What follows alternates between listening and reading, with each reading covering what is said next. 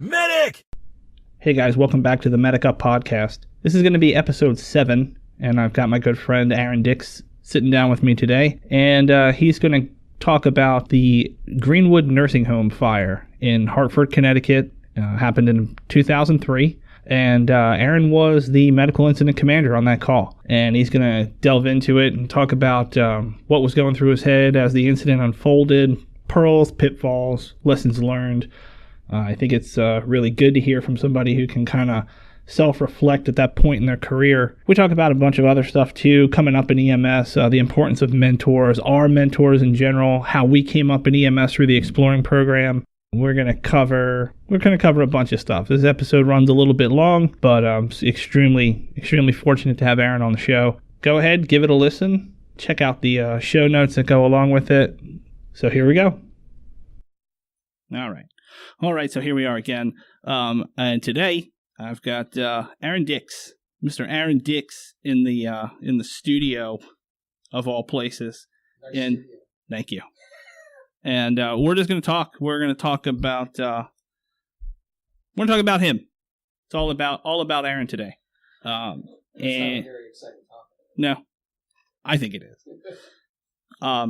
So we'll start off simple stuff. Tell us about yourself. You're a transplant like me from the northern states. That's it. Yeah. So tell us about how you got down here and. Coming from Hartford, Connecticut. Started EMS in Bloomfield as a volunteer. We were a medic service, worked for a bunch of services up there, but primarily the local service in Hartford got bought by AMR. So it was a professional L&M. There were a couple other services in the City of Hartford that all got bought by AMR. Was up there for a while, and then moved down here to be in South Carolina, worked for Spartanburg for a year, and then Greenville. Not an exciting journey. I do miss Hartford. Hartford was an amazing city to work in. Very violent, very poor. 110,000, 120,000 people and 17 square miles. Yeah. Awesome. Yeah. And what you primarily worked AMR up there. Well, when did you go to school? When did you go to paramedic school? So I went to paramedic school in 2000, and so I had done a traditional bachelor's degree first. Both my parents are PhDs, so there was no real discussion about what to do. I graduated high school, went right to college, got my undergrad, and graduated a semester early so I could get my paramedic. Got my paramedic in 2000, and worked in Hartford for about 10 years before moving down here. I was a field training. So, I was a field operations supervisor for 3.5 years in Hartford before moving down here, which was still to this day probably one of the best jobs I ever had. I worked with some incredible people. My mentors were some of the first paramedics in the state of Connecticut. You know, they were all BLS trucks, and you had a paramedic north and a paramedic south. And all they did was run calls. And it doesn't sound like a violent place, but if you go to the History Channel, gang wars or on the History Channel, the Los Solitos and the Lion Kings bloodied out in the streets of Hartford. My mentors were there, and I learned very quickly what to do, what not to do. So some of the best medics I've ever worked with. Get that street education. Yeah, and I'll actually tell you, when there's certain things that I learned that people don't understand down here, and I remember, so we street corner deployed, and I remember falling asleep in the driver's seat. I worked nights for a while, and I woke up violently with my face in the parking lot and a boot in my neck. And it was a city cop that used to be a medic. And he said, "Don't you ever fucking fall asleep in your truck without locking your door again." And then he didn't even help me up. He just got back into his cruiser and drove away. Lesson learned. Lesson learned. Lesson taught. Learned hard and taught hard and learned quickly. Right. I mean, it was stuff like that. You'll never catch me in front of a door. You're not going to. Still to this Don't day. even blow it off because it's happy-go-lucky, one of the top 10 places to live in the country, right? Right. Me too. East Hartford cop I was working on that night when he was shot in the head through the door on a noise complaint. I've done multiple officers that have been shot on line of duty, some really, really violent stuff. And you kind of learn from that. I did a shooting. I showed up on a shooting. I was, as a supervisor, it was one of the best jobs. I mean, we call them fly cars. So, I had a Ford Explorer and then a Ford Expedition. And I would listen to the PD frequency because it took so long for us to get a call. If you were listening to the police department or the fire scanner, you could get a jump on the call. Right. We had shots fired at a Hartford sergeant. And so I started heading down to that area. And I got there within a couple minutes. And they filled this kid with lead. They found him coming around. And he was still alive. And they wouldn't let me touch him until they got paper bags on his hands. And nobody had paper bags. I mean, that is the kind of environment that we kind of worked in. Is that it's you showed up on a shooting, you had 100 people. When I worked down here, I've talked about the paper bags on calls, and it's not a thing. Right. And where I came from, and again, I did not practice ALS in Philadelphia. In fact, no ALS anywhere. I came down here right out of school, but had been on enough calls as a student and coming up through EMS to know about that and to see it not get done down here. It was always just not a priority. Right. Yeah, but they didn't care. They fired at an officer, and the officer returned fire, and they were not going to touch that guy. Right. I was not allowed near him until they put paper bags on his hands, and nobody had paper bags. But I mean, you learn really quick what keeps you safe, right. And I mean, it's weird because when I look back at it, the people that I worked with, which were legends in EMS, weren't fazed by it at all. I mean, they weren't concerned. They didn't right. wear. Some of them wore vests, and that's when you listen to them during the gang wars, you understand why. Right. It's not necessarily that they were scared that somebody was actively going to shoot them. I think it was just the amount of gunfire. Right. It's not the one you hear; it's the one you don't hear, or you weren't in tune to. Right. Yeah. You'd show up to it. You'd get called to a shooting, and you're driving up Blue Hills Avenue, and you're kicking up brass. Right. And your truck's kicking up brass. Right. And then half the time their buddies took them to the hospital. The other time you had a bunch of guys shot, and then once in a while you'd clear the call unfounded. Only 45 seconds, a minute later, to get dispatched to a 3-year-old shot in the head by random. But it's so I really think it was just being in the environment, So I was never really scared. I mean, we fought all the time, right? It's in the level of street drug was intense. Like before I came down here, I didn't understand the concept of giving 2 milligrams of Narcan to somebody. Like it blew me out of the water. Right. Like somebody was like, "Give them 2 milligrams of Narcan." I was like, "We give 0.4." Right. What are you doing? Like. Your job's not to wake them up because they're not going to be happy with you. And most of our guys mixed it with Coke. Right. And you only did that once. There's 2 things you only do once if you're a good medic up north, in my opinion. You intubate a narcotic overdose once, right? Just once. You realize what you've done, and then typically it reminds you. And then the second is to miss the subtle tachycardia that a narcotic overdose shouldn't have. Yep. You get this 160 heart rate, and you're just concentrating on the fact that he's breathing 4 times a minute. You wake him up, and now you've got a guy that's just high on Coke. Tasmanian devil. Yeah, and they hurt you. They fought hard, right. and that was just kind of the life down there. Well, that was the same thing for me too. I mean, I remember coming down here in my second year of paramedic school to ride along. We had set it up where we were going to split the week between Wake County and Greenville County. Mm. And Wake ended up having a lot of students, or they didn't have a place for us to go, or they couldn't let us stay for more than a day. So we ended up staying here for like a week of unpaid internship with no skills being collected, and got to ask all the questions I wanted all week, and asked the at the time the education coordinator. I said, "What's your drug problem like?" Because in paramedic school in Williamsport, you'd run 3 or 4 overdoses every day. Right. In the bad, what they would call the bad section. And I'm like, well, I'm from Philly. You don't have a bad section. I know what bad sections are. Right. This isn't it. Yeah, this is not it. Right. And then the education coordinator said, well, our heroin problem's just like everyone else's. I'm dead serious when I tell you it was 2.5 years before I ran my first heroin overdose in Greenville County, South Carolina. No. And we would wake them up, and they would want to know is where their smokes were so they could get up and walk away. Right. I mean, we gave albuterol and Narcan. That's all it was. It was asthma and overdoses and gunshots. And it was an amazing experience. I learned a lot from doing a lot of things wrong because I didn't work ALS all the time. And I think that's the difference also between the medics down here and up there. And it's no disrespect because some of the medics down here are phenomenal.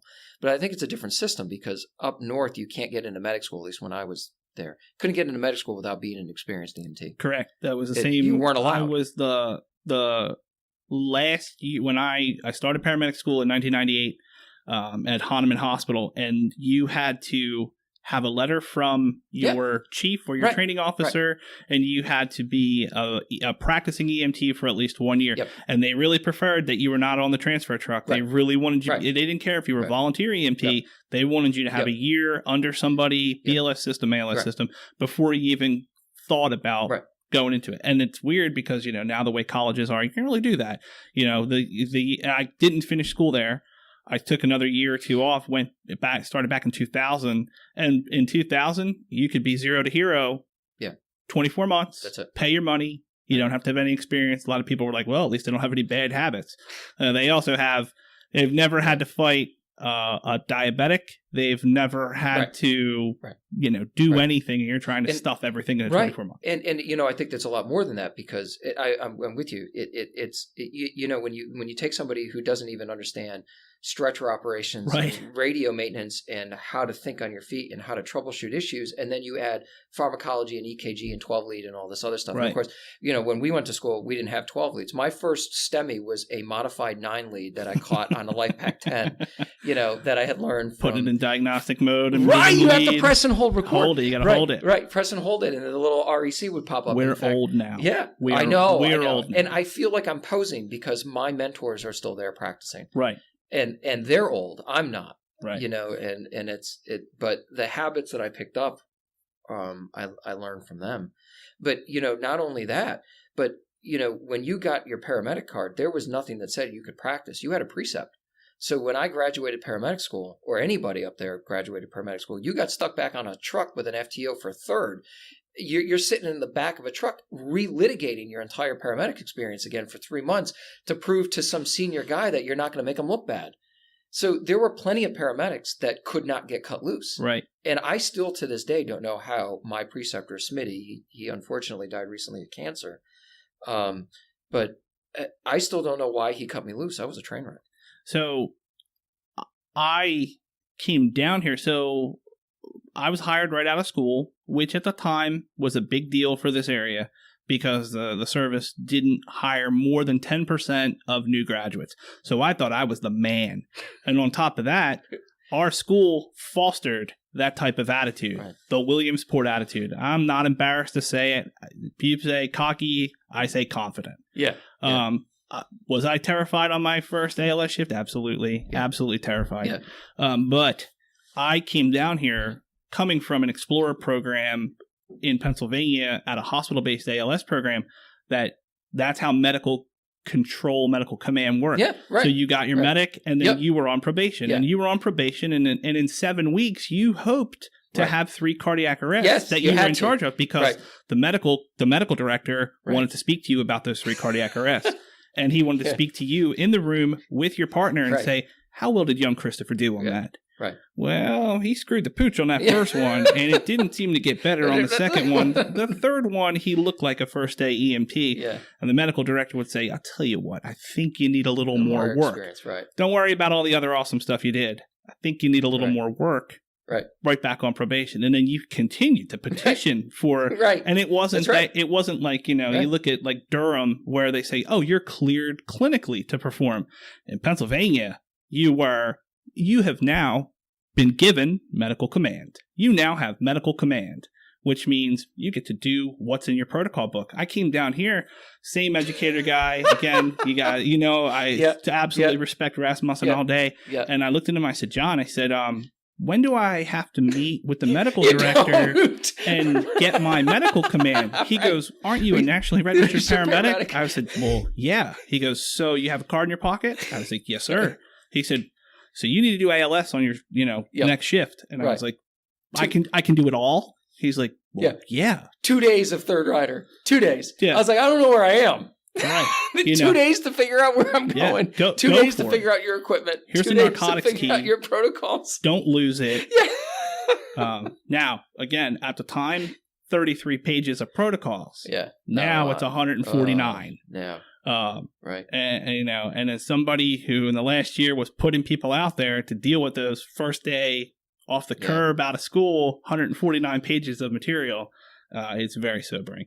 Yeah. And to realize down here, once you graduate and you have that card, you have medical command. That's crazy. That's a lot of faith in somebody that you've met, the medical director's never met. You know, it's funny because I remember people that we would not cut loose.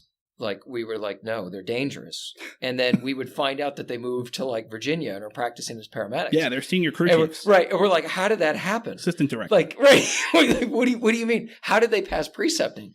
And then I come down here and 2 days later, in fact, I only did 1 day as a third rider. I come in the next day. They're like, yeah, we're short-staffed. Yeah. Now, granted, I was like, sweet. But because, I was experienced and I got tired of being the new guy after another year of Spartanburg being a new guy. So I was like, hallelujah, I don't have to be a third. Right. But then I'm like thinking to myself, this is straight stupid. Right. this y'all just took a guy you don't know and he's now a second. Right. It's in an area he does not know. Right. For 12 hours. For 12, right. With very sick people. Right. And which, by the way, probably you may need to stay for 24, actually 36, because we don't think your relief is coming in. Right. The old days. And you're not going anywhere. The good old days. Right. The good old days. That's funny. So, yeah, it's definitely been a trip. And it's changed It has. It has. But I think it has changed for the better for the most part. Yeah. I think what is concerning me now is that that there are no mentors left. I mean, they've all left. They've all gone, and I think we've lost the middle class. Is the way I like to explain it. There's nobody left to mentor. We've got 2-year, 3-year medics mentoring brand new people, and this isn't a mean thing, but it took me a decade before I realized what I was doing. Right. I tend to agree with you on stuff like that. And it's, what's really weird is a couple of the other guests, OB was in here, and I've been asking them, how important are mentors, and, follow it up with, do you have them? And he's not the only one who said it. He's like, well, you're my mentor. I was like, well, I didn't work on the truck with you. Right. I mean, it's really hard for me to understand it. If I was your mentor, what are you getting out there? Right.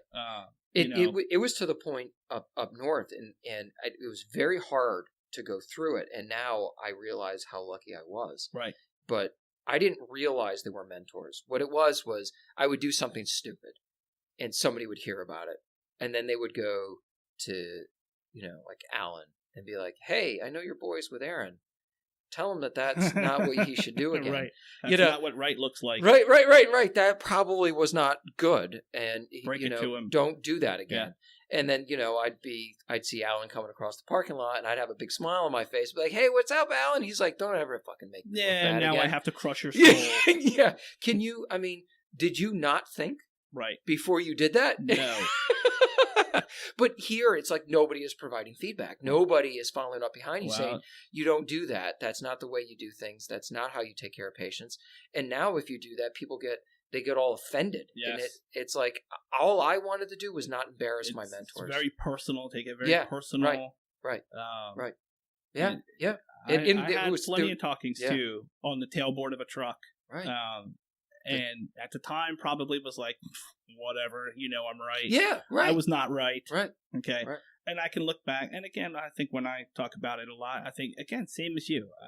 I think I originally confused mentors with role models, because, my role models were forced on me because they were my Explorer Post advisors. But they were the ones who wanted the Explorer in the truck. They were the ones who were like, let's take advantage of it. Let's get this guy where he needs to go. Right. Let's keep him involved. And I'm extremely fortunate. I'm very thankful for it. Yeah, I always talk Tim and Jim, the first paramedics I ever really met, who taught me a ton of stuff before I even stepped foot in EMT school or paramedic school. Absolutely respect them both till this day. And I really don't have anybody else that I would consider a mentor. But at the same time, it's like, when I have students or I had preceptees or trainees, whatever, that's how I would try and model it and say, I'm training my replacement. Yep. I want this person to be like me because those guys wanted me to be like them. Right. It's not a model of me. Right. It's a model of a mixture of the 6 people that made me who I am. Right. And all I hope is that I made them proud. Right. That's all I want. I always want to call and be like, guess what I'm doing now? now? Right. Look what check it out. That's all. You guys helped me get here. Right. Exactly. I think it was Isaac Newton who said, "If I have seen farther than others, it is only because I have stood on the shoulders of giants." Right. And to me, if anybody thinks that I'm a decent paramedic, it is only because of the people who built who built me. Right. And I agree with that 100%. Again, it's really weird how alike we are. Yeah. I think if we were ever on a truck together, it would. I don't think it would go well. It would be bad. It would be great. I think it would be really good for the patients. It would be phenomenal for the patients. I don't think it would be good for supervisors, the general public. The general public, right. The general public. Anybody with a camera phone. But we would take some damn care of patients. Yeah, no problem. And I look forward to it. Yeah. There's nothing that I enjoyed more than taking care of patients. All right, we're starting our own fly car service. We need to. We're in. All right, and to backtrack, what brought you to EMS? Like, are you the TV guy? Are you the life-changing event guy who wants to give back? Right. It is so weird. So a couple things. First is the town that I worked in, or I lived in, developed an explorers post. So they came to the high school and they said, "Hey, who here wants to be an EMT explorer?" And I'm like, "Hell yeah!" And and I think you're attracted to things that you're good at, and I'm not good at a lot. And this isn't arrogance, but I guess between my ADHD and this lent itself really well, and I couldn't tear myself away from it. You are an Explorer Post product? I was the first Explorer Post. Yeah. How do I know you for 13 years and not know that? Know that? Yeah. I absolutely. So again, one more thing that's disgusting. 1994, and it was a paramedic level volunteer service. The paramedics were paid. Everybody else was volunteer. And I once again, I had people who would lose their shit because I couldn't control myself. I mean, because I was so young and I probably drove them crazy. But they took the time. And, gradually I realized that this was something that I was decent at, that I enjoyed. And it's the only thing I've ever really wanted to do. That's really weird. Again, I believe we may possibly be brothers. Yeah. Did we just become best friends? No, that's exactly my story, except a little bit different. I was in lifeguarding class.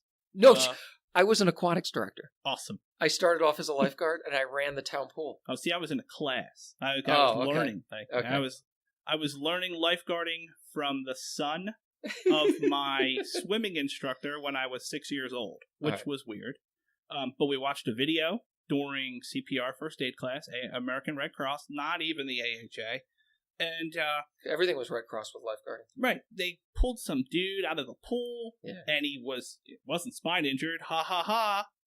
Gotcha. He was in cardiac arrest. So the local ambulance shows up, or they got the AED, whatever. They dry him off. They pull him out of the pool of water, slap the patches on, and shock him. And I went, I want to do that.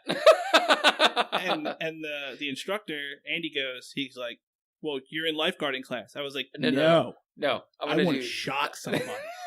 Dude, that's awesome. And it just happened. They happened to know that the paramedic chief next door at the hospital had an Explorer Post. Man, that's blah, blah, blah, blah, blah. They stole me away from Boy Scouting. Thought it was the greatest thing since sliced bread.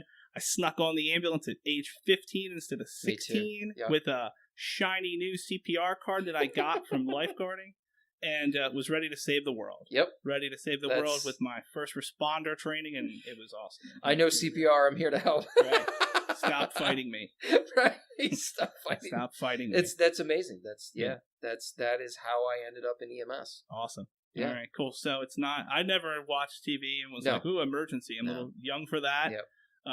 All the cool shows on TV growing up were the fire shows. Yep. I remember watching Code Red. That was a good one. Lauren Green was like the fire chief, but it's not me, man. Like it was really cool to watch the fire guys ride the tailboard. I don't do that anymore. Nope, not anymore. So somebody screwed that up for everybody.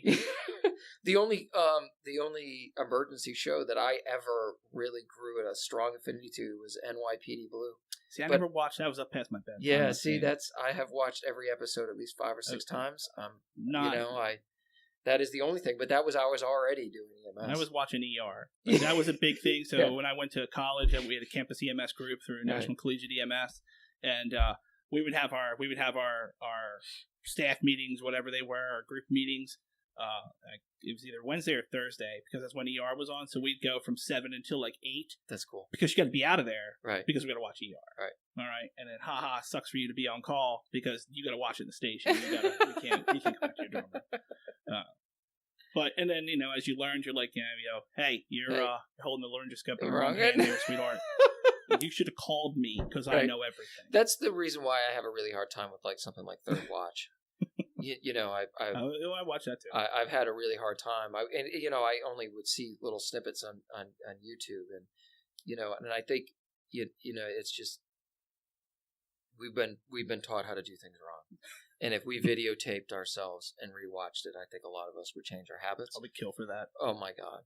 But there are so many times and it's nothing that derogatory. I'm not. That is not what I'm getting at. It's just, but when you watch it as a third person on TV, like the world is seeing us. Yep. And you're like, that's not okay. Like that's not how it works. That's not how any of this works. Right. This is real. We're dealing with people. What are we doing?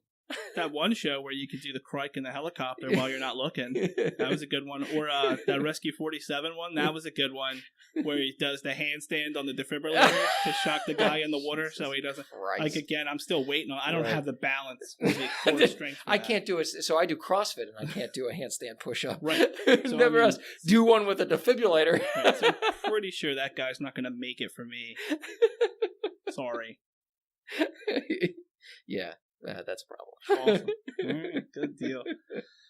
All right, so, wow, we really got off there, which I really brought you on to talk about a pretty noteworthy call you ran in Hartford. Yeah. A pretty noteworthy car. And when I say noteworthy, I mean made national news. It actually still makes national news. Right. Because of some of the things that, some of the changes that were an after effect of it. Right. Pretty nasty call. You ended up as a medical incident commander. Yep. On the Greenwood Health Center nursing home fire. Yeah. 2003. February 2003. 2003. About 2:40 in the morning. Yep. All right. So, from my research, some young lady, 23 years old, a resident of this nursing facility with mental health problems and some other health problems, was playing with a lighter on her bed, set her bed sheets on fire, and led to one of the worst nursing home disasters since like the late 70s. Yes, the deadliest nursing home fire since 1976. Right. It still holds that record, unfortunately. Right. But yeah, I mean, she was playing with a lighter. So in Connecticut, a lot of these psychiatric, last for a better term, mental health patients end up in nursing homes. She was flicking a Bic and caught the curtain on fire, got into the oxygen, and took out an entire wing of a nursing home. And so we had 10 fatalities. Our system transported 16 that night, and then I think it was more than that. It was 20, and then 23 total. We transported 20. 16 total fatalities by the end of when all said and was done. But we had a makeshift morgue kind of set up to try to kind of deal with it. There were a lot of things that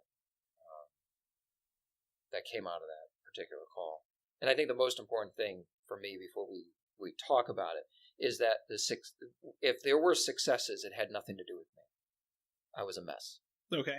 And it just happened that at night, the cream of the crop worked. The guys that have been there forever. Mm-hmm. And if anything, I got in their way. And there's one conversation in particular that I'll mention. But what's really weird about this call, and I also have to make sure you guys know. So the City of Hartford, AMR got slapped with a antitrust suit. So we had to give up 40% of the City of Hartford. So Park Street runs 60-40 of the city. Greenwood Nursing Home is directly on the competitor side, Aetna Ambulance. So that was technically Aetna's scene, and it gets into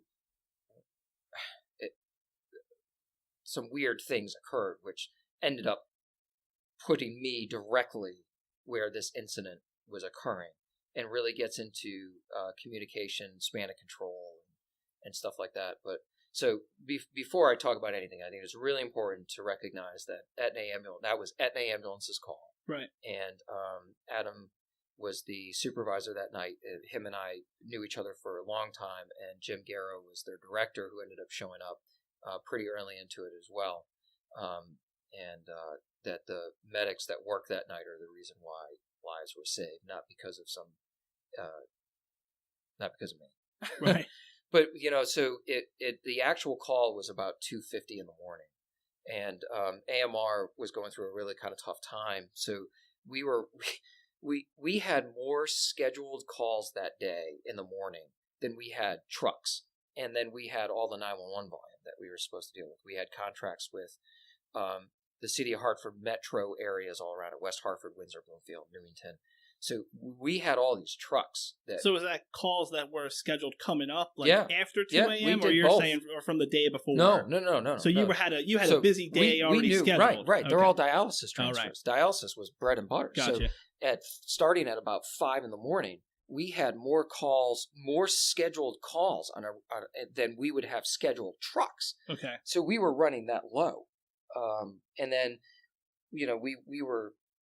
we had to commit a minimum of 6 trucks to the City of Hartford just for that 40%. And that didn't even include all the other surrounding areas. But the one saving grace, which pulls into how we pulled it off, was that AMR controlled like 20% of Connecticut. And as a supervisor, I was in charge of half of that area. So we could pull from the north and the south. And that's how we ended up with, like, AMR had over 20 trucks on that call within an hour, because we pulled them from West Hartford, Waterbury, Enfield, Bridgeport, New Haven. Right. Literally, this was when Nextels were cool.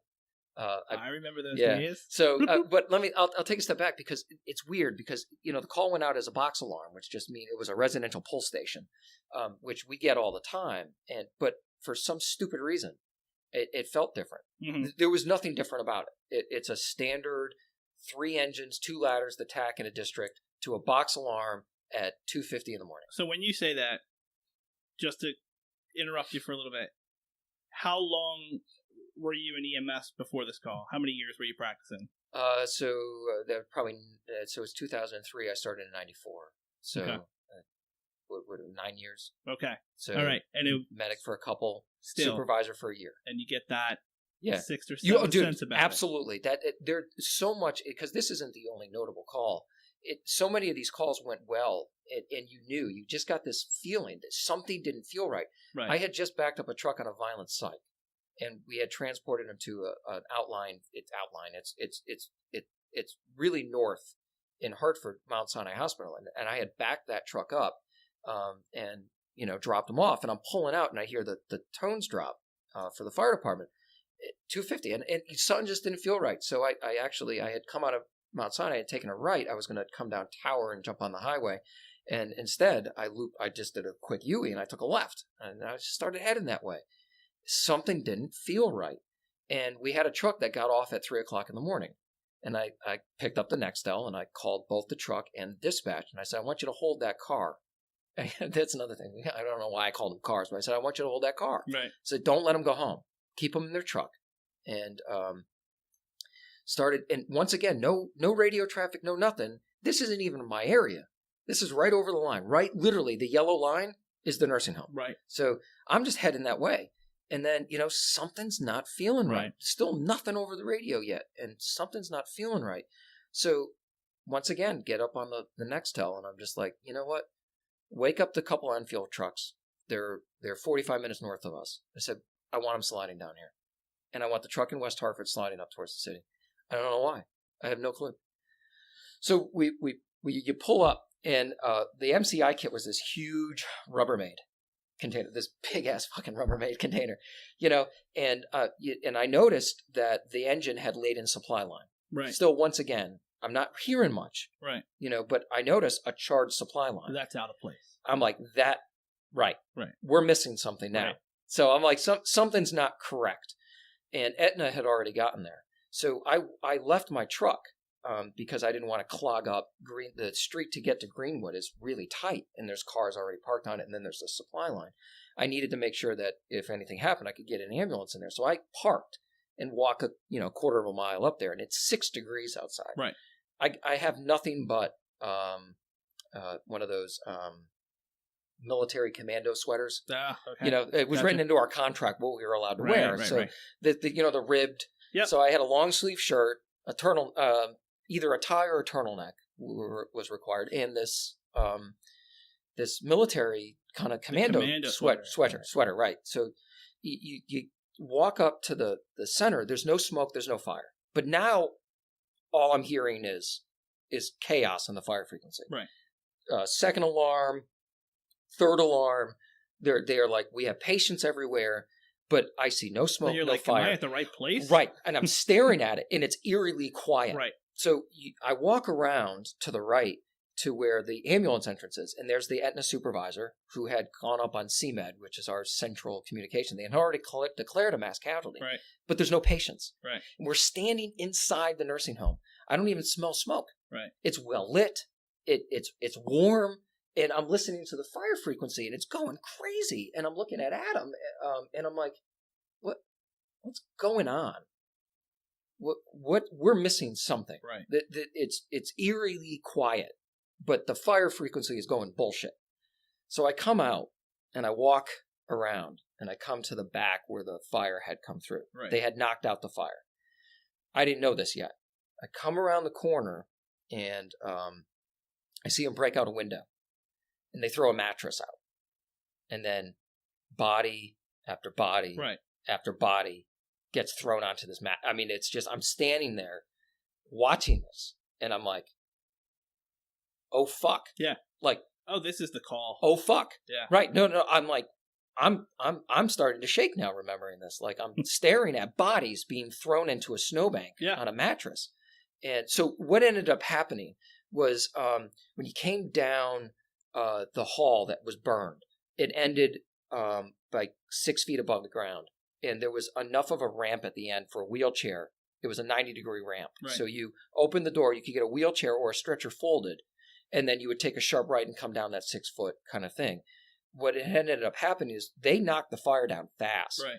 But they had, these rooms were not 1 or 2ers. They were like 4 patients in each room. You don't see that anymore. No, right? you don't. That's weird. I tell people about rooms like that. They're like, no. I was like, yes. State-run ones? Right. Oh, yeah. So we're not talking a couple people. Yeah. We're talking beds, and every single person is bed confined. Yep. It's 6 degrees. It's 3:00 in the morning, and a fire just ripped through an entire wing of this nursing home. So what ended up happening was they were pushing all the beds into the hall to try to evacuate them. Mm-hmm. They got 1 bed out and then jammed the whole hallway up. So the only thing that they could think left to do was to break windows and throw them out on snowbanks. Mm-hmm. So I pick up the next cell and I call dispatch, and I'm like, and I don't remember exactly what I said, but the response I got back was, "You need to calm down." Yeah. So the dispatcher comes back and says, "You need to calm down." And I remember my answer is, "Don't fucking tell me to calm down. I'm watching bodies being thrown into a snowbank." And then that's the beauty of next time. There's this quiet, like, and then he comes back, he goes, "What do you need?" And I remember him saying, "Everything." Yeah. Just world. Give me everything. Send me the world. And I want, I forgot what level it means, but we had a bunch of levels. And I said, I need you to send off a level 1, I think is what it is. And it's like 30 plus patients, and that automatically gets you senior management, a bunch of other things. But then, part of me kind of kicked in where I was like, from now on, every truck comes in here, code 3, every single one of them comes in code 3. We're going to alternate hospitals. They're going to leave code 3 and they're going to come right back. I don't want anything else. Everything gets stacked. Like, you are literally bringing a truck in here on lights and sirens. They're going to get a patient. We're going to alternate between the 2 trauma centers, and we're just going to do this kind of simply. Right. And trucks started showing up. They would drive down Greenwood, and they knew where I forgot what wing that was, like wing 8 or whatever it is. They happened to know. So I just, I need them all here. So these trucks would come, and they would be like, well, should we do triage? And I'm like, fuck triage. They're all red. Yeah, it's time to go. Every single one of them is red. I need you to pick one up, put them in the back of your ambulance, drive. And it's like, as you pulled in, you go to St. Francis, you go to Hartford, you go to St. Francis, you go to Hartford. And it was like this. Well, it didn't feel to me like things were moving correctly. And I had some freelancing starting to go on. And I kept getting bodies kind of stacked, and the fire department was starting to get in my face. They're like, what do you need us to do? And I was like, I need you to cut that metal, get that fence down so you guys can just start pulling these stretchers off. Right. And, getting them out. I don't stop throwing them in snowbanks, And then, they're like, well, we got these bodies that are burned. What do we do with them? And it was just, I was starting to get completely overwhelmed. And there's a medic who I owe an enormous amount to. It was Mike Carl. And he literally grabs me by the collars because he's a street medic. And he literally grabs me by the shirt. He goes, you got to get shit done. Right. He's like, you have to do this. I'm going to take that patient and I'm going to go to Hartford Hospital. You have to figure this shit out. I mean, like he was like, it's time, big boy. Put on your fucking big boy shoes. Put the paramedic pants on and paramedic. And get this shit done. Like, he's like, there is no excuse for what you're doing right now. Fix it. And it snapped me into gear. Right. And we started developing a system. And this wasn't right. This wasn't the right thing. And at the time, it made sense. And I had a crew come up, and they start pressing me. They're like, we've got dead bodies. And I'm like, well, I got to get dead bodies off of people's minds. Right. I was like, this is not the first. This isn't the second. This isn't the third. So I was like, I need you to set up a makeshift morgue on the opposite side. Right. I just want, if they are dead, I want them over there. I want them covered. And so I lost an entire truck to doing nothing more than finding corpses and moving them. Shifting people around. Right. Bad decision. Right. I remember this one guy, he was demented. He was in a wheelchair. He wasn't injured, but he kept trying to wheel himself. I shouldn't say this. I'm not going to tell you what I did. All right, though. But I kept seeing him. He kept wheeling himself back into the fucking fire. Like, I'd run over there and pull him back out, and I would see him scooting back in. Let's just say I disabled his wheelchair and his ability to move. Throw a stick in between the wheels there. It was a little bit more. A little more than that. It was a little bit more permanent. It was a little bit more permanent. But he wasn't getting back into that damn building. The situation was mitigated. The situation was mitigated. Outstanding. Right. And, so we just started shuffling. And then I had another really incredible crew show up. It was Jack Gartley and Christine Ames, 2 people who I admire more than virtually anybody in EMS. And they were really upset. And I'm like, what? Why are you upset? And they're like, we're holding 911 calls. We had a pedestrian struck on Park Street. We took it. I'm like, why are you upset? And they're like, because we're under strict orders to do nothing but come here. I said, holy fuck, thank you so much for doing that. I was like, I can't believe I had stripped the City of Hartford. Right. The dispatch, everybody. So what ended up happening was, in Hartford, at the time you signed on. Right. So you got, you work for AMR, you jump in your truck, and then they go, okay, we want you to sign on with HPD, go to Area 10. So you would sign on, you would come up, and you'd be like 921, Hartford 929, for sign on. They'd go ahead, and you'd be like, it's paramedic unit till 1800, cert 95602 9207. They'd be like, okay, what area? Area 10. So you had 2 radios. Right. And then if a call came in Area 10, HPD gave it to you. Right. And you were like, all right, we're en route. Cool, and then you would come over on the company radio and say, HPD just gave us a call. Right. And they'd be like, okay. And then we'd clear up. Pull you out of the rotation until you were on the call. Right. Exactly. So we pulled every resource off of it. There was nobody signed on both sides. And they're just literally, the dispatcher is coming over the radio going, I need a truck. We have a kid hit by a car on Park Street. Who's going to go to this? And luckily, these guys had been doing it for so long. They're like, fuck it. Let's go. We have to do it. So they signed on, took the call. They were afraid I was going to be mad at them. But once again, it was just this reality of how in touch with reality that I was. I stopped doing 911 calls in the city. You can't do that. So we finally kind of like decompressed the scene, and I am cold as shit. Like my fingers don't move anymore. Right. I'm like slurring my speech, and everything is done. Right. We're done. We're gone. And I finally realized, like, hey, where's everybody else? Like when I showed up here 2 hours ago, there was another ambulance and another supervisor. Like, where the fuck are they? Right. Right. So I walked back over there into the warmth, and they had set up this mock triage inside where all 120 patients had been evacuated into 6-degree weather. The fire chief, luckily, when he got there, did a 360 and said, you got to get these guys back into the building. The fire's been mitigated. We have wings that people can go back into. Right. So they had set up this little triage. And up to that point, they only transported one person. Mm-hmm. I had just transported 16. Right. Or actually like 20, with 6 trucks. The same fucking 6 trucks. How long did it take you to get everybody off the scene? Like for all your patients transported? So I think it was less than 90 minutes from the time I got on scene to the time of the last patient. It was... It was not much. So yeah, I got on scene at like 3:00 in the morning. The first truck that went was like at 3:15, and that went to the hospital at 3:15, and I think by 4:00 in the morning we were done. Awesome. All the criticals. Yeah, I'm looking at my notes. I still have my notes. At 4:09, the last critical patient was taken.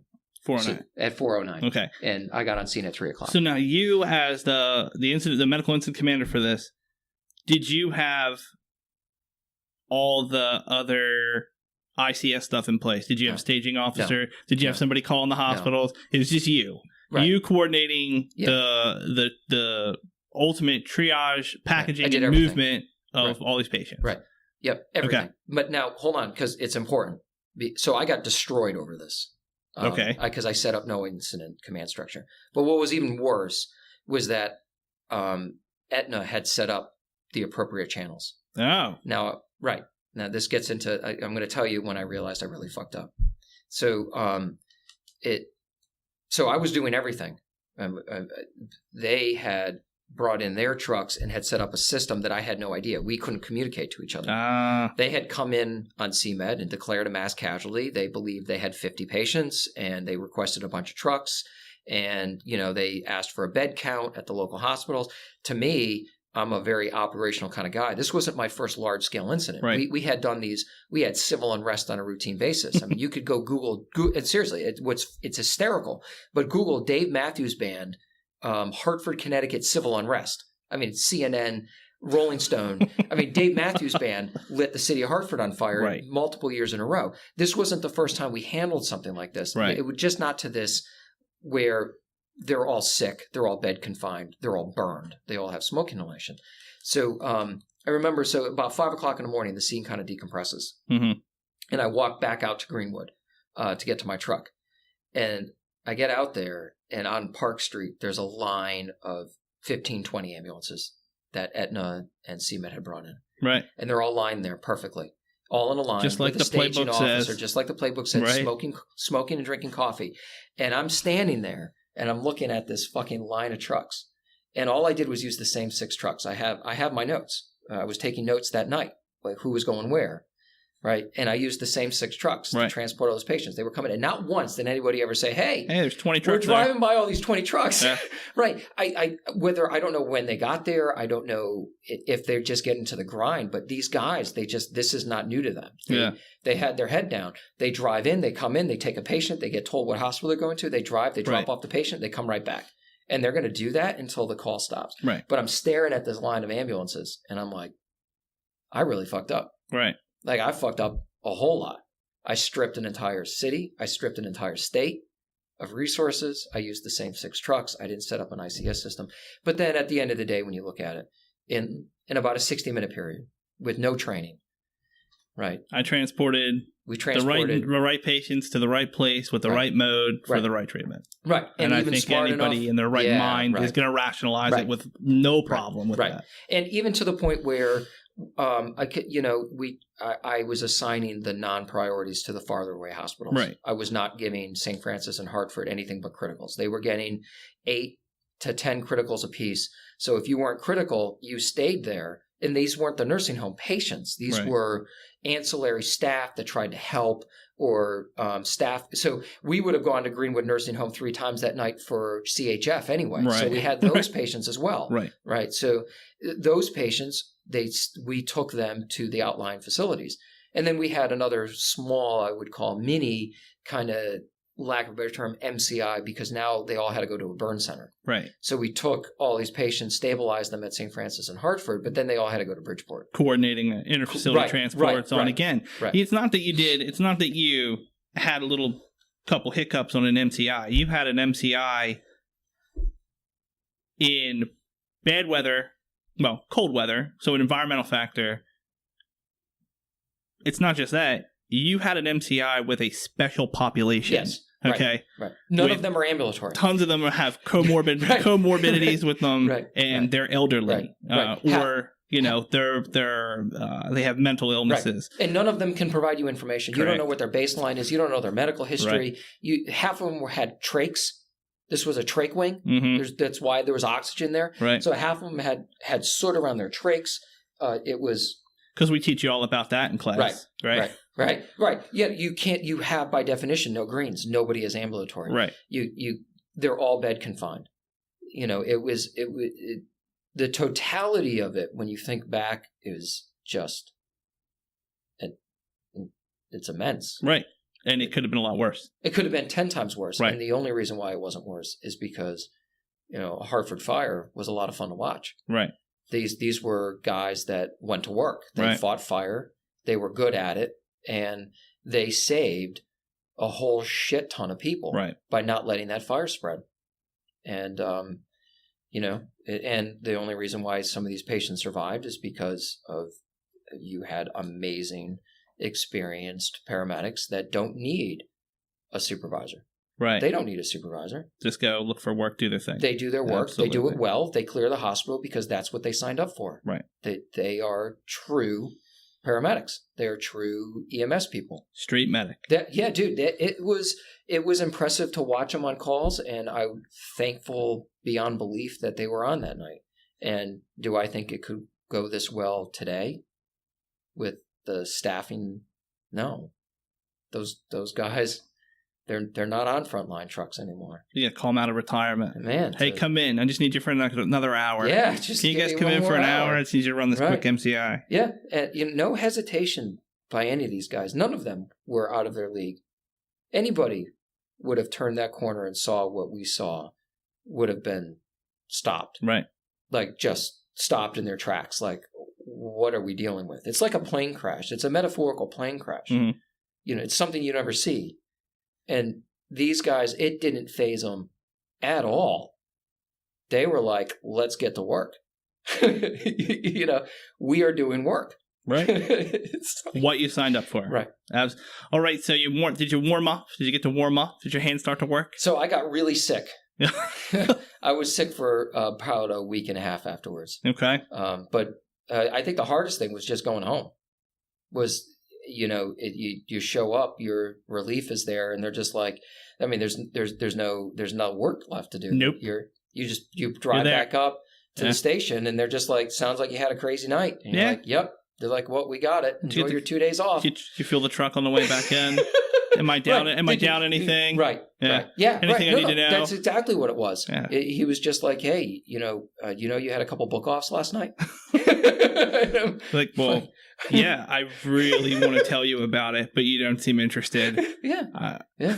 I mean, no, that's literally business as usual. What it was like, right? And then by then, all the heavy hitters are there that are working out the logistics of getting people to the burn center and how they're going to evacuate the rest of this nursing home and who's getting what business. And, so by then, literally, the senior supervisor got on scene and looked at me. He said, "We're all good. You can leave we're now." good. You can go. That's no. That, yeah, we got it. He didn't mean it, and there was no just disrespect. your part's over. My part's over. Yeah, thank you. And you're left standing there, kind of like just, and you see CNN. All the news crews were there. Like the international news is there. The whole thing's a crime scene, and you're just like walking back, and you're just dejected. You're cold. You're tired. You're dejected. You like nobody says, "Hey, that wasn't bad." Yeah. All I can think about as I walk back to my truck is like Mike Carl yelling at me, telling me that I was a fucking idiot and I had to get my head out of my ass and get to work. I should go home and read the ICS book again. When can I go to another Con Ed course? When should I learn this? I need to get back to this. I need to redo 300 and 400. Right. But then back at the end of the day, it's like it doesn't matter how many ICS classes you go to. There's a certain amount of instinct to know that something didn't feel right. Right. And that we're going to alternate we're going to alternate hospitals, and we're going to do our job. We're going to no drama. No, we're going to do this very quick kind of reactionary ICS system. It's a joke to call myself incident command because I was in command of nothing.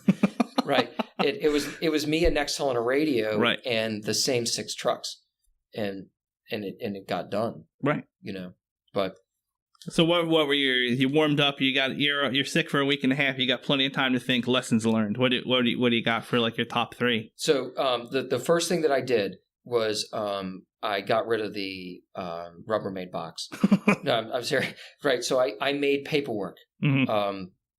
I grabbed an old oxygen bag, threw everything out, and made sheets that I could keep track of hospitals, bed counts, names, stuff like that. So, and then once something that I learned, which all of you know now, is you have to use pencils, right? Because pens in rain, cold, don't work, right? And I can sharpen a pencil, right? So I filled the damn thing with pencils and a pencil sharpener, a couple flashlights, a bank of radios with no batteries, and what I would do is before I got into my truck the day before, I would grab a handful of batteries out of the charger. Right.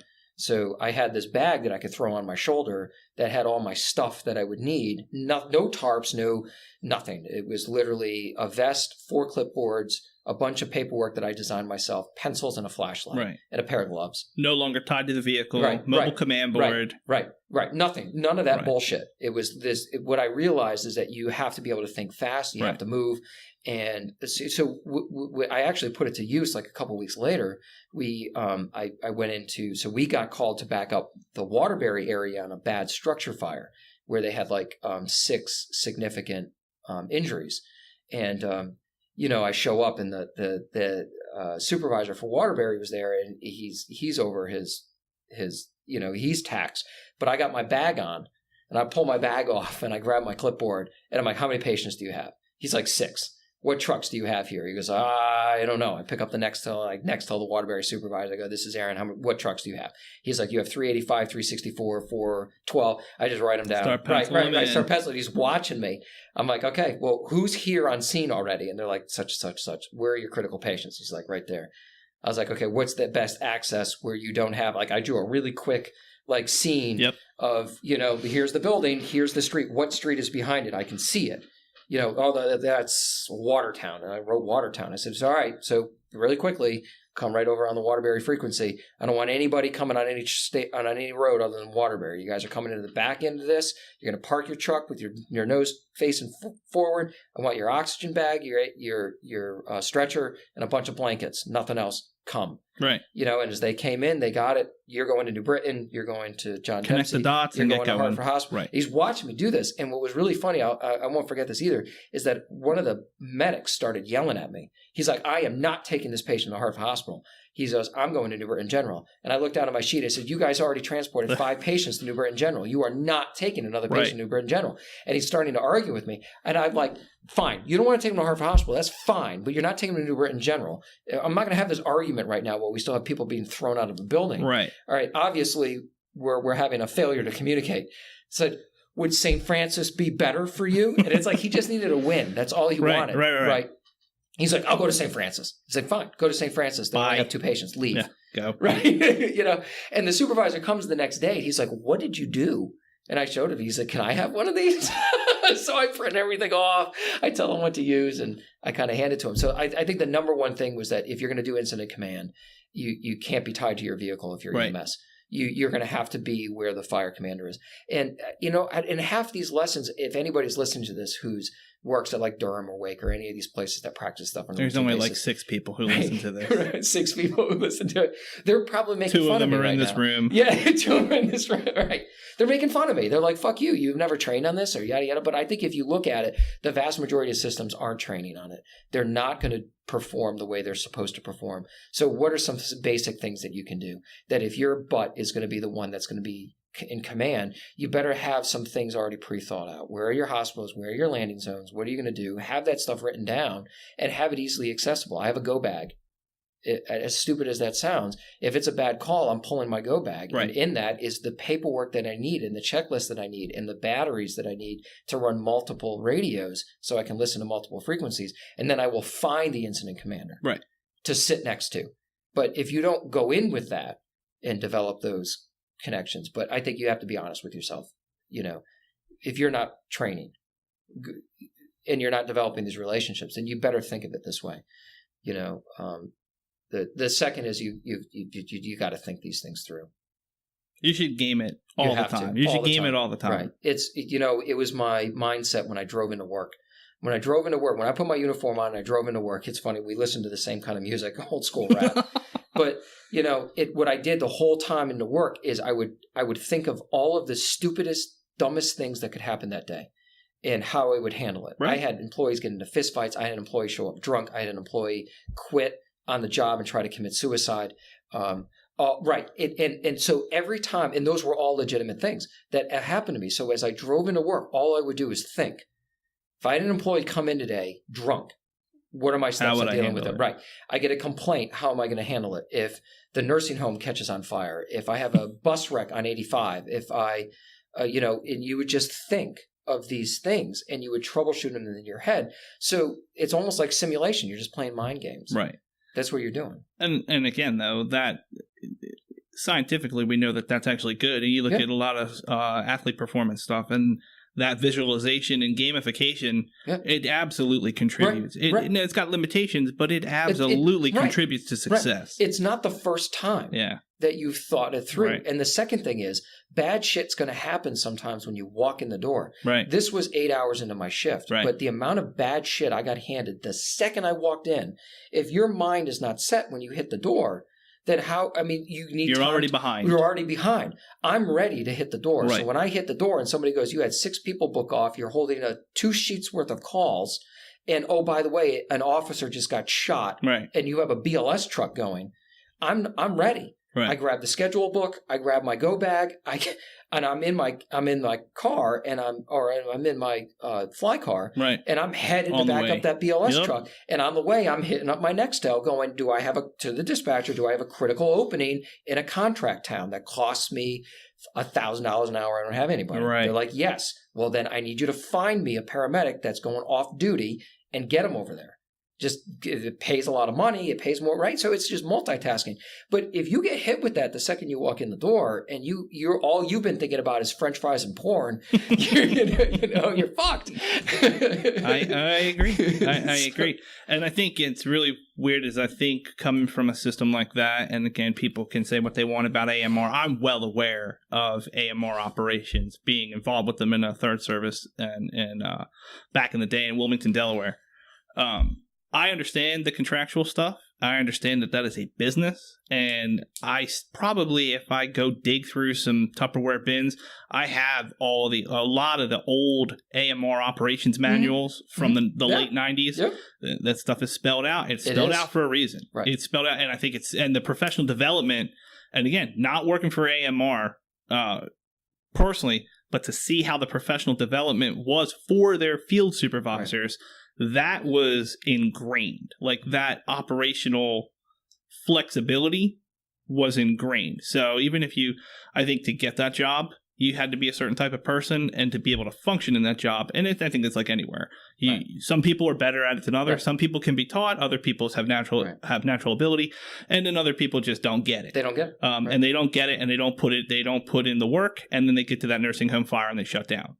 and other people get to that nursing home fire, have gamed it, have thought about it. Again, we're EMS. We have weird game things in our head to begin with. Like, what if it was a plane crash into nuns and hemophiliacs? What would I do? But that's it. Right. You know, as strange as it would be. I mean, I remember doing third service, talking to my partner. We'd sit on a wait and return. Guys would be up on a scaffolding outside the hospital. I'd look at her. I'd be like, Shelly, what happens if two of those dudes fell right now? She's like, I'd go to the bathroom. I was like, well, I'd be doing triage. You know, I'm the big whacker. What are you doing? Right. I mean, I walked in one day and literally I came in an hour early. I actually enjoyed my job that much. It was extraordinarily stressful, but I worked nights. I got in an hour early and I'm sitting at the desk and the next call goes off and it's dispatch. And like, we have 3 cops shot on Hillside Avenue, which is like 2 blocks from here. And it's like, my brain just goes, wait, where? And he gets frustrated. He's like, Hillside Avenue. I have trucks on the way. And, you know, everybody would laugh at this now. They're like, what the fuck would be wrong with you? But dude, we rolled in and they're still exchanging fire. Right. And they're dragging officers. And it's literally, I see a truck pull up and I see cops dragging another cop. And I'm like, get him in the fucking truck. That's my guy. You put him in that truck, right? And then another truck pulls up and I'm like, where's your other guy? He's like, he's down here. And they got fucking, dude, they were running around with fucking ammo boxes. Like, you know, and I'm with them. I'm like, I grabbed my fucking bag and I'm like, where's this cop? And I've got 3 guys with their guns drawn. I'm against the wall and they're providing cover for me. Right. And we dive into a fucking apartment. Right. And there's casings everywhere. I mean, I'm not even thinking about it. Right. And there's a cop down and there's a bad guy down. And we grab a cop. We just start fucking pulling. We throw him in the back of a truck. I miss the days of not thinking in EMS. Right. It's a lot more. People would crucify us. Yeah. Right. You wouldn't have a job tomorrow. Right. Like, what is wrong? There was no thought. I threw that truck in park when I saw that cop being. There was no hesitation. There was no nothing. It was just cops are down. They're in there. They're still exchanging fire. Fuck it. Let's going. Go help that guy. Right. And not a single crew that showed up thought any differently. There was no staging. They action parked that fucking truck to the front, dude. They're like, fine, take fire. And they're running out. They're grabbing that cop. They're taking off, and they're driving to the hospital like their fucking hair's on fire. So this will be a loaded question. So is that unmarried with no kids, Aaron, at the time? That was married. All right, married. So one person wants you to come home. One person may depend on you to come home. How about now? So she's not going to listen to this. I'd still do it. I think no question in my mind that you would still do it. But would you do it any more calculated? So I think I want to say that it was still calculated. Okay. You know what I mean? I think a lot of it, any of us who have been doing it for any length of time and are good at it, and I'm not saying that I am good at it. I think it was more calculated. I think there was a risk to benefit ratio. I think we had already been in environments like that. Right. I felt like the officers were providing safety. Right. And how is that any different than any of us knocking on the door of a diabetic that then has a glucose attendant, fires through the door? No different whatsoever. If your time is up, your time is up. Right. We have all decided, if we are going to do this, that we are willing to trade our lives for others. Right. You just do it in a calculated risk. And it's not that I want to die. That's not the point. But holy fuck. Does anybody look at trash collect? We're not even close to being right. We're not even close to being the most dangerous job. Right. A poor guy got run over by a trash truck in Greenville recently doing his job. You think anybody batted a fucking eye? Right. That poor guy didn't go home to his family? Right. Is his job any less important than mine? No. But then somehow I have to take unrealistic protective measures. Right. It's just, there's no line of garbage trucks for this poor guy at his burial. But they're also not in garbage truck guy school telling you on the second page of the EMT handbook, if you get hurt, you can't help anybody else. Right. So again, we still, and I think we're fighting that. Where right now, again, me in initial education right now, I fight that dogma daily. Right. Daily. There's a phenomenal video. It's by Mike Rowe. It's a minute and a half long, and it's called Safety Third. He's doing an interview on CNN. It's my favorite thing. And at the end of it, I don't want to ruin it, but at the end of it, he says, I will put it in the show notes when I find it. The most beautiful sentence you will ever hear. Just because you're in compliance doesn't mean that you're out of danger. Absolutely. So you can be dressed head to toe in BSI and still die. So it's just, I think we were more calculated. We weren't running around doing things dangerously. Right. I think it's just we are now we have pushed the pendulum so far to the other direction. I don't want to stage for a combative diabetic or a combative seizure or a psych patient because we are the experts in that. Yeah. I don't need them tased. I don't need them clubbed. I need an extra set of hands to hold them still so I can treat them like the medical patient that they are. Correct. I'm staging at a nursing home for a violent dementia patient. Right. I don't want a cop dealing with that. No offense. That's my job. Right. And when you read the notes on your MDT, you're like, oh, sundowner syndrome. I got this from the truck. We'll take care of it. Right. I know what to say. I know what to do. Right. And then half the time they're in a wheelchair. Yeah. And the staff's like, oh, he's violent. He's unmanageable. He's in a wheelchair. Right. Walk away from him. Put the brake on and walk away from him. Put one brake on and walk away. Then he just goes in a circle. Goes in circles. Right. So I don't think we did anything dangerous per se. It's just what we would have done then if we did it now would just be horrifically frowned upon. Right. And it's just and on YouTube in 10 minutes. Right. And then all the armchair quarterbacks claiming that, God, what is wrong with you? Right. I mean, I think there's a difference between not wearing your fire PPE when you're putting out a car fire, when there's no life in danger. Right. Or you have somebody who's firing shots and people are dying and you have the full ability to go in and help and you go, I'm going to wait. I got to wait while you're bleeding. Right. No, I'm not going to do that. I'm not. I'm sorry. Call me whatever name you want to call me. I'm not a Yahoo. I'm not a Sparky. It's a calculated thing. But I decided, like you, that if I get into that truck, that I am willing. I know that I might not come home. Yeah, but I know. You can do that on the highway driving to your desk job selling insurance. And I do that every day over the years. I hate driving on the highway. I'm a great driver. I hate driving the ambulance.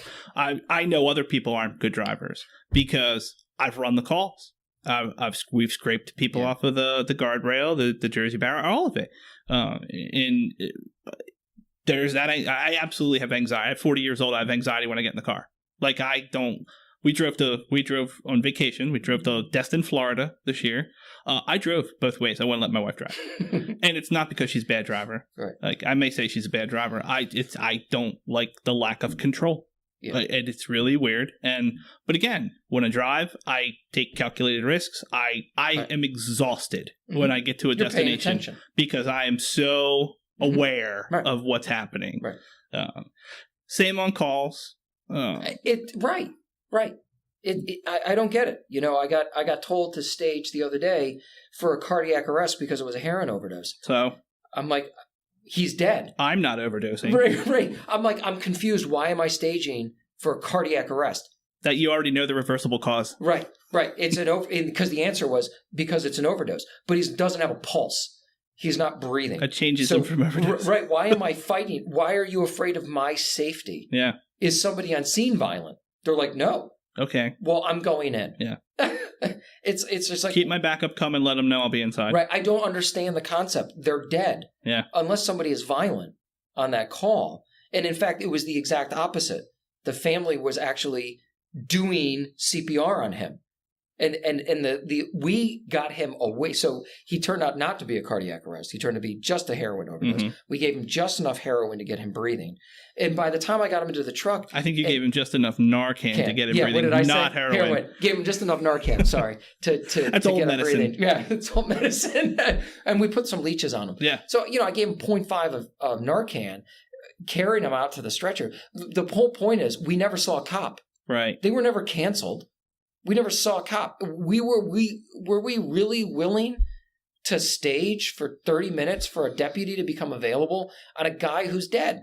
Why are we We're well aware this? Of calls where I am well aware of at least 3 calls in the last 15 years that have had less than favorable outcomes because of that. Yeah. And I don't like it. And it was also moving here. It was not something I was familiar with because up north, when you would show up to a call and if you were lucky and the cop was there beforehand, you'd meet him coming down the driveway and he's like, he's in there. Yeah. He's fine. It's not a cop thing. We got sent in lieu of police officers to see if an officer was still needed. We would get sent flat out into domestics. Yeah. we would get it as an unknown medical because they had no cops. Hartford would send us forget stage for the police. Are you fucking insane? Yeah, the police was go. actively sending us into calls that they knew were trying to clear unsafe, this off the board. so they could clear it off the board. Right. We got other things going on. Yeah. No, Right. I get it. I mean, the first time I saw a cop in State College, Pennsylvania, first time I saw a cop do CPR, like I walked in on a cop doing CPR, I was like, what is happening here? Do you know that person? And he's like counting, and I'm like, we're in a BLS truck with no medic in sight. And he's like, yeah. He's like, I've been at it for like 5 minutes. I was like, did you shoot him? Like, I don't understand. Why are the cops doing this? Why is there a cop? Yeah, why is the cop? You're doing a really good job. You're doing a great job. I should be doing something. Like, and it stopped me. And I was like, and if this was outside of Philly, this was the suburbs of Philly, they'd have met you with the AED and said, you might need this. Yeah. Right. I think you need this. I think you need that. Yeah. I got my own. Yeah. And now they have Narcan and and tourniquets. Yeah. So they're saving lives. Awesome. So get better at MCI. What not to go backwards, I think that's a fascinating story. And I mean, I have a lot. I did a little research for that because I wanted to be able to speak intelligently. I've heard you talk about the nursing home story before. I know you presented it, I think, the first year at the Swamp Rabbit conference, and I obviously missed it. Of course, I was probably doing some. I don't blame you. It was awful. Rescue Task Force EMS, something or other. So again, the things that came out of that, there were no sprinklers in that building. Nope. It changed some building code. It did. Yep.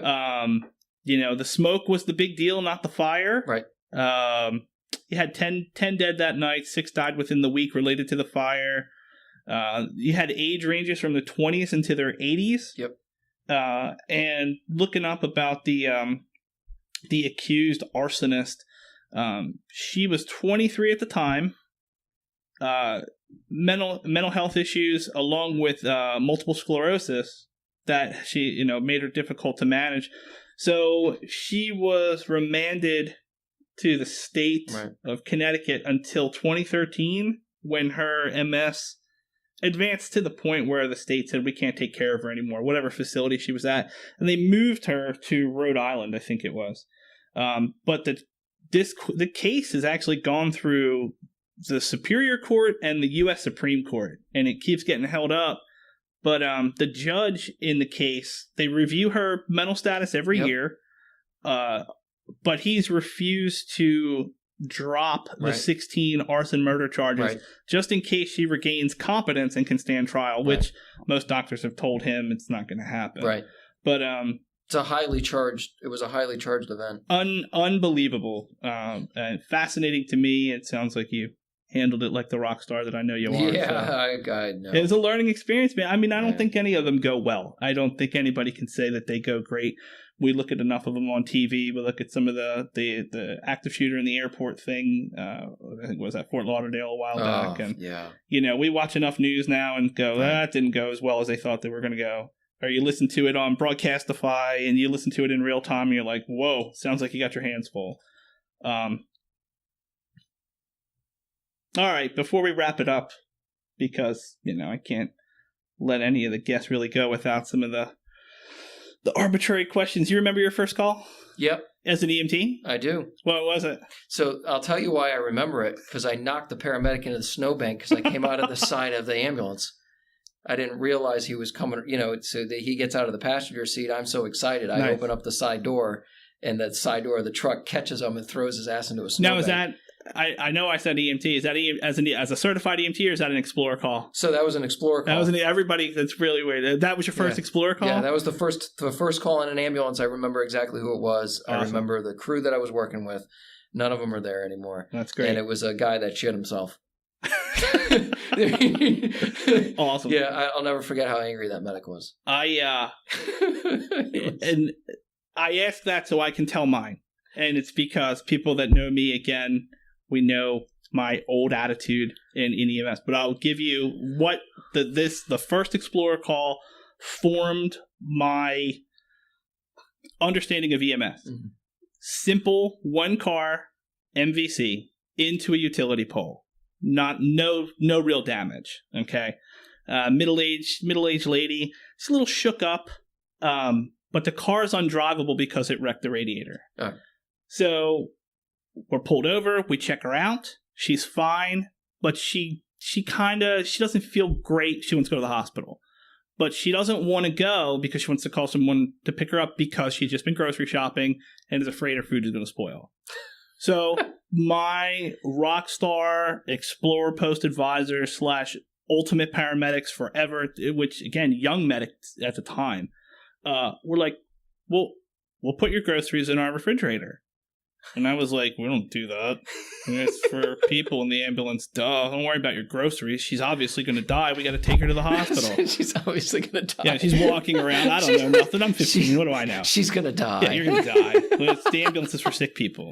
So we take her groceries. We put her in the ambulance. We take her to the hospital. We put our groceries in the refrigerator in the paramedic unit. And she gets released. We give her her groceries and she goes home. That taught me everything I needed to know about EMS. That EMS is about the patient. That was right. It was not my emergency. Right. It was no big deal. Right. We didn't snatch her from the jaws of death, right. but the thing that helped her the most was refrigerating her groceries. Right. Again, you can look at the personnel file. It says Chris escalates situations when he should de-escalate. He's abrasive in certain situations. I will be the first and I've caught a bunch of crap for it over the years. I can think of one call down here in particular where someone was speaking Spanish and I was trying to speak Spanish and my partner didn't want to try and speak Spanish. All this person wanted was to take I can't remember if it wasn't a shopping cart. It was something, maybe a wheelchair. Like my partner was like, we're leaving it here. I was like, you can't leave their wheelchair here. And it wasn't even like their right. wheelchair. But I was like, we'll take your wheelchair if you'll go to the hospital. Take the wheelchair in loud English that they didn't understand. Put the wheelchair in the thing. I was like, dude, this is all it's about right here. Take the wheelchair, take the patient, get to the hospital. So that's really funny. It's really weird that, again, that would have been, 1992, 10 or 11 years in EMS, and it's still. Oh my God! Take the wheelchair. Those guys taught me. It's about refrigerating the groceries and taking the wheelchair. That's right. So, it's problem solving. It is problem solving. It is this job. That's what we do. It is this job. So, I don't know. We've been going at it for a little while. I think we should wrap it up. I definitely want you to come back because I think I got what I want people to get out of you recounting that call about the ICS stuff and not being awesome at it, as awesome as you thought you were, but learning to be awesome afterwards. And the people you work with and the people that formed your EMS expertise. So, well, maybe the two people who listen will get something out of it. No, we're the two people. There's four others. I have it under good intelligence that there's at least 4 others. So, all right, awesome. Brother. Well, I appreciate you sitting down. Thanks We're going to do me. it again. I have more questions about other topics that I know you'll want to talk about. Let's do it. And it's not just our extensive knowledge of East and West Coast rap beefs from the 90s. So we'll do it. All right, man. Thank you, brother. Thank you.